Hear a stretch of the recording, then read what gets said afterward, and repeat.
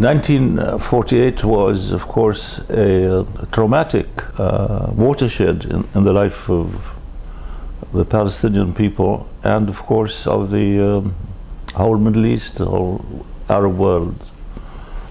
And for Palestinians in particular, there was the need to put on record what happened and how it happened and to whom it happened and by whom what happened. And I chose this period from the last decades of the Ottoman Empire to 15th of May 1948, which is the end of the British Mandate. And that was very deliberate. I stopped there. I stopped on the 15th of May 1948. The book, as you know, is divided into 5 sections. One of the 5, the first, deals with the Ottoman period. And the reason for including that is very obvious, is that it's the beginning of the Zionist colonization and immigration into Palestine. And then, of course, the next 4 deal entirely with the British Mandate, from the beginning to the end, and stops at the end of the British Mandate. And that, again, is deliberate. And it's deliberate because Zionism and Israel would, Israel itself would not be in existence, but for Britain.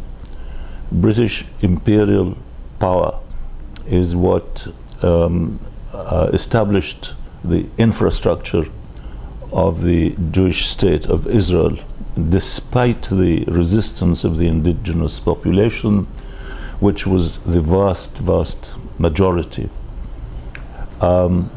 It is British imperial might that covered the and protected the immigration into Palestine of the Jews from mostly Eastern Europe. So that was the crucial period in which Israel was established.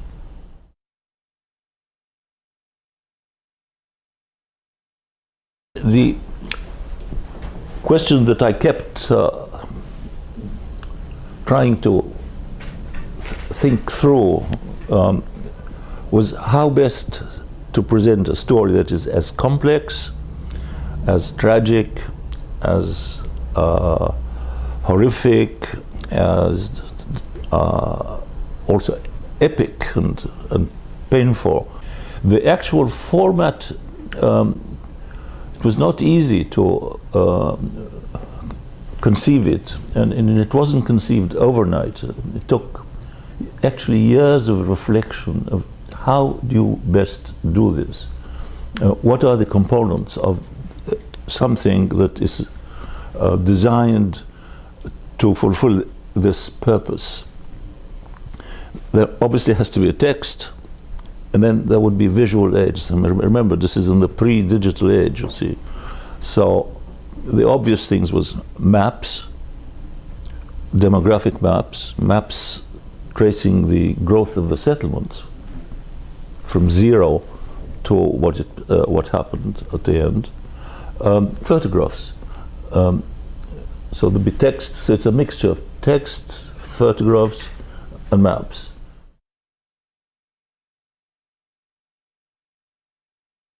As far as the photographs are concerned, you come to the big issue of, first, where do you get them from? And then the question of identification. If it's individuals, who are they? When was the meeting? Where was it? What was the occasion? And that's not easy. I mean, unless these things are at the back of the photographs, written by whoever took that photograph, trying to figure this out 10, 20, 30, 40, 50 years later, believe me, is not a picnic, We were lucky to have access to some leading Palestinian photographers and collectors. For example, Khalil Raad. Khalil Raad was a leading, perhaps the leading Palestinian photographer in the late Ottoman and the Mandate period, almost to the end of the Mandate. And you wouldn't believe that. I mean, it's kind of a windfall the daughter of Khalil came to the institute one day and said she wanted to deposit her father's collection of photographs in our library. I couldn't believe my ears. So that was one major source. Another major source was the Palestinian official sources. For example, I had access to the photographic collection of Haj Amin Husseini, the Mufti. I had, despite the great disparity in age between the two of us, he took kindly to me, and he encouraged me and gave me access to his photographs. So that helped a lot. The PLO archives I tapped. And I tapped a series of friends, family members and friends, network. And then of course foreign sources, basically Library of Congress, the Imperial War Museum in London, and a very important collection of Palestinian photographs by a Swedish family that had settled in Jerusalem, the Mattsson family. And the old Mattsson, the head of the family, was a professional photographer. And he actually deposited these photographs in the Library of Congress. So I had access to those too.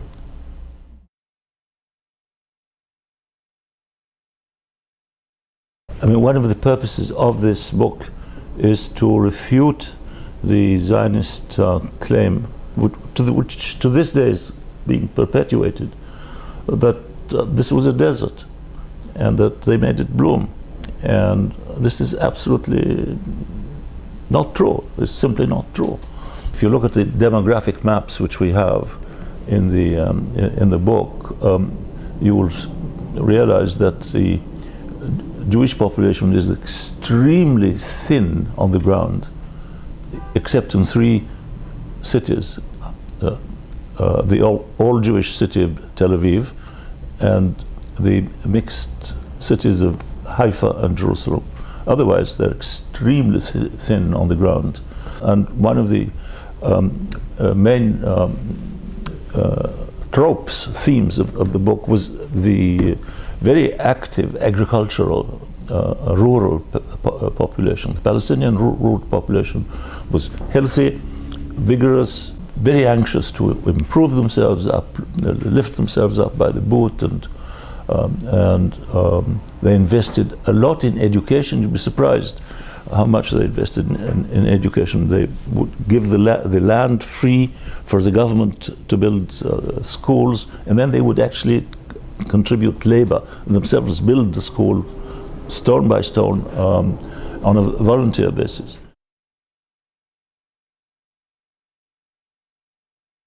Well, this book, it came out in 1984. It was printed in Boston. There have been, I think, 4 editions since then. It's been translated into French and Arabic. It's gone into several editions in Arabic. The digital edition will give, I mean, the obvious thing. I mean, it'll give access to a much wider audience than the printed edition, and that, of course, would be very welcome and very important from the educational point of view and from the political point of view, and from the point of view of understanding the Palestine problem at this very critical stage in its development.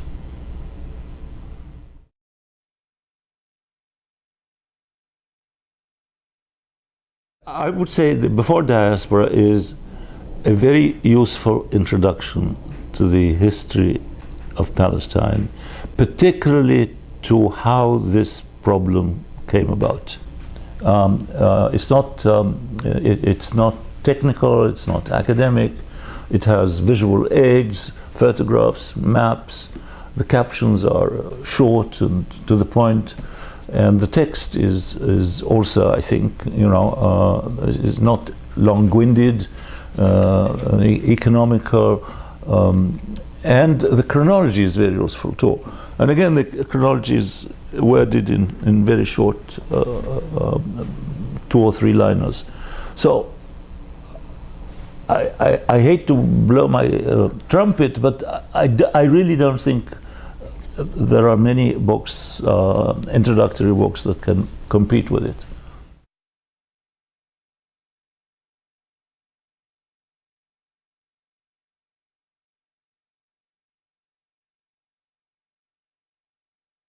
(1948) was, of course, a traumatic watershed in the life of the Palestinian people, and of course of the whole Middle East, the whole Arab world, by whom what happened, and I chose this period from the last decades of the Ottoman Empire to 15th of May 1948, which is the end of the British Mandate. And that was very deliberate. I stopped there. I stopped on the 15th of May 1948.